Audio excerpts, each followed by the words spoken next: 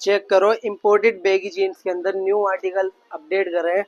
आपको दिखलाना चाहूँगा प्रॉपर रग्ड डिज़ाइन के अंदर और कुछ यूनिक कॉन्सेप्ट के साथ। चीज़ चेक करो, बहुत ही प्यारी, बहुत ही लाइट वेट फैब्रिक के साथ ये जीन्स मिलेगी आपको। प्रीमियम टॉप नॉच क्वालिटी के अंदर ये आपको जीन्स मिलेंगी। पहला आर्टिकल होता है, सेकंड आर्टिकल आप चेक कर सकते हो। पूरा हैंड पैंट के साथ ये आपको ये डिज़ाइन मिलेगा। इसके ऊपर पैंटों के अंदर बैगी फिट जीन्सों में बैग देख सकते हो इसका, बहुत ही प्यारा। और ये फ्रंट और रिब वाला आर्टिकल है, ये आप देख सकते हो रिब वाला आर्टिकल है।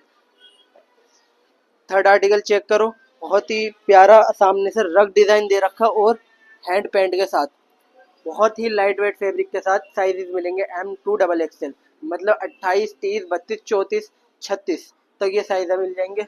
जिन भाइयों को भी चाहिए ऐसी प्यारी कुछ यूनिक कॉन्सेप्ट के साथ जीन्स, हमसे कांटेक्ट भी कर सकते हैं, ऑनलाइन ऑर्डर भी कर सकते हैं या शॉप पे विजिट करके भी ले सकते हैं। Thank you so much.